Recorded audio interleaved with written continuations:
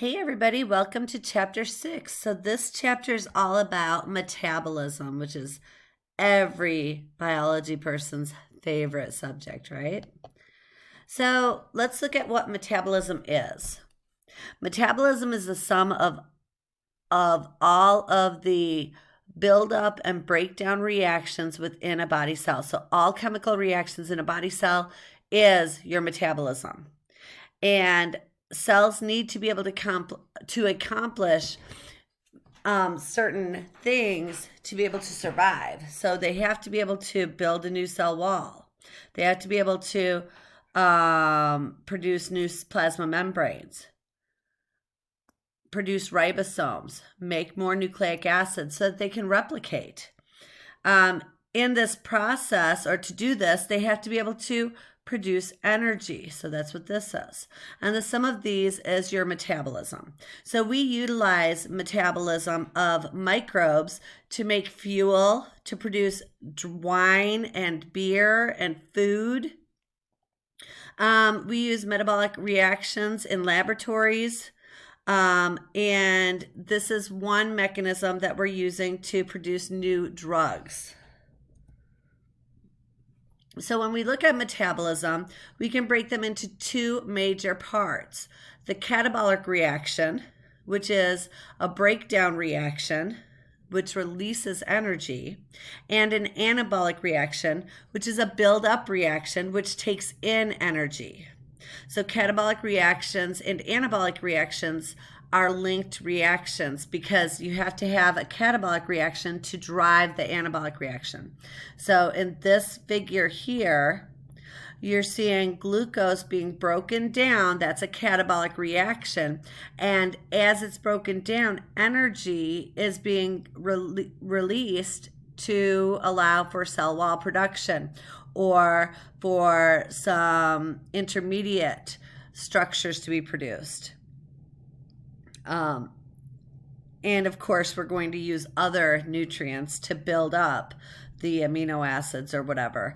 But we're able to do this. Does that make sense? Because catabolic reaction drives the anabolic reaction. So what is energy then? Energy is the ability to do work. Our cells use energy in the form of ATP or adenosine triphosphate. I typically write it APPP because we have this adenosine with 3 phosphates, which is where it gets its name, okay? Adenosine tri-3-phosphates. There are 2 types of energy. Then we have potential energy, which is energy that is stored up. So this would be like chemical energy in the nutrients that you haven't taken in yet.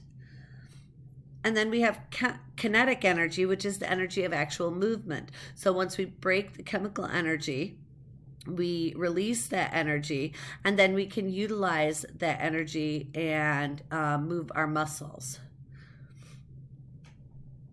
So energy is not something that we can create or destroy, but we do convert it. The ultimate form of energy comes from the sun. So I'm going to write that over here. This is our ultimate form of energy. All energy on Earth comes from the sun. And so photosynthetic organisms are the organisms that take in sunlight energy and bring it to the Earth. And so what are photosynthetic organisms? Things like plants, algae, cyanobacteria. These are all photosynthetic organisms that bring in energy to our world so that we can utilize it. So what they do is they take in sunlight energy and then they utilize it to produce energy in the form of organic material like glucose. Chemoheterotrophic organisms, this is what humans are, we take in this energy when we eat plants, and or if we eat animals that have eaten plants, that also will give us energy. We obtain our energy from those plants or animals, but we don't get as much energy. So there's a 10% rule.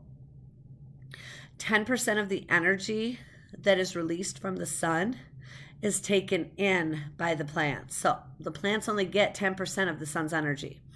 Animals that eat plants only get 10% of the energy that the plant has.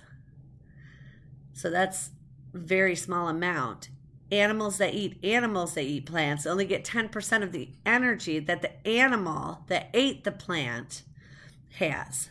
So it gets smaller and smaller and smaller, which is why top predators tend to be the smallest number, and photosynthetic organisms tend to be much greater in number.